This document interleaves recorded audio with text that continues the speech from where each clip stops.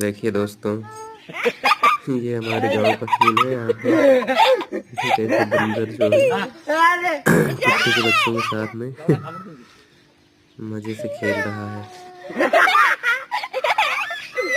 एकदम आपको इंसान की तरह फील होता होगा देखने का। देसी जो है ऐसा ही होता है।